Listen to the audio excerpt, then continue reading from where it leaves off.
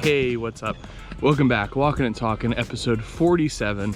Sorry for the confusion in last episode regarding the episode numbers. It's been a confusing week. So, today, since we're out here walking in the woods, looking at some nature, I figured today would be a perfect time to share my 7 favorite national parks that I visited here in the US. Because it's summertime, time for road trips, outdoor adventure. So, without further ado, let's get into it. This is my 7 favorite national parks that I visited here in the US. Of course it's US, because it's US national parks. Durr. Okay, so first, let's get into kind of the obvious ones. Grand Canyon National Park. It's kind of almost cliche as a national park. It's kind of the biggest, the craziest, the most well-known. You could argue that Yellowstone or Yosemite might be more well-known, but I don't think so. If you've never been, Grand Canyon National Park is incredible. Primarily because the Grand Canyon is the only thing in the world like it.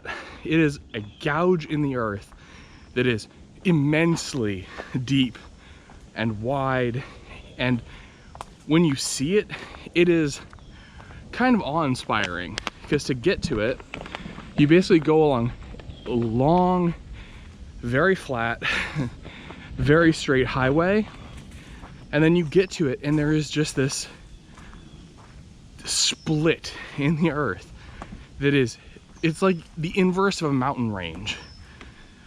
It is just incredible. It is breathtaking, and if you've never been, I would highly recommend. Personal recommendations go to the helicopter tours, which super cool. I think it's Blue Helicopters is the one to go with, because they tend to have the best safety record. But yeah, so Grand Canyon National Park, number 1. Number 2, already mentioned it, Yosemite. It is the de facto state park or national park in, cute little toad, in California. It has the now infamous rock wall on El Capitan, which is the central focal point of both the climbing documentaries Free Solo and the Dawn Wall. If you've never been, especially if you're in California, you need to go, because that park is just incredible. Natural feature-wise, there's no place in the world like it. It's why photographers like Ansel Adams just fell in love with it as far as a subject for their photographs. And yeah, so if you're a rock climber, you kind of need to go. If you're a hiker, the hiking there is just next level. And a lot of people don't realize that the logo for the brand North Face is actually a dome that's not far from El Capitan in Yosemite. So, if you've never been, highly recommend, go. Number 3, we have Yellowstone, the last of kind of the obvious parks.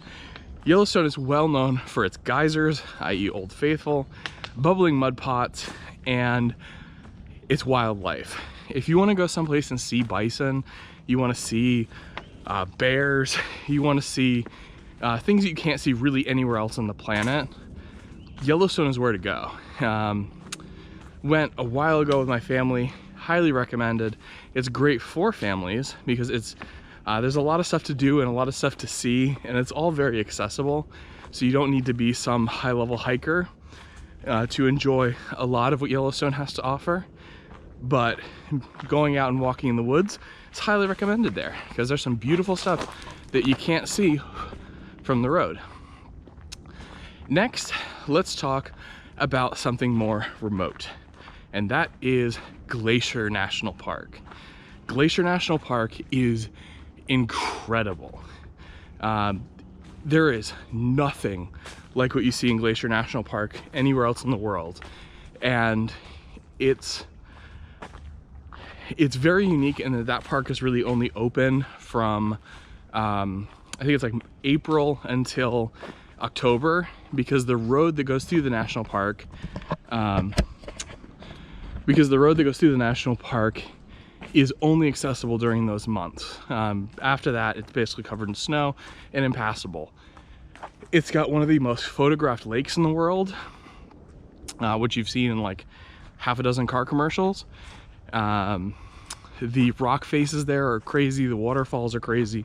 The chasm that kind of splits through that mountain that was carved by a glacier is, again, it's breathtaking. The natural sights here are just on a different level.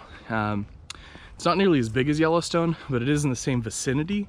So it is possible to maybe go Glacier and Yellowstone, but there is no real way to get to it without a pretty significant drive. And also, if you're going to Glacier National Park, you're not far from, I guess you're a little far, but you're kind of close to two other extremely beautiful locations, which is Lake Moraine and Lake Louise up in Canada. Highly recommend both of those. They should be on your bucket list if you like to travel and see natural things or hike. They are fantastic.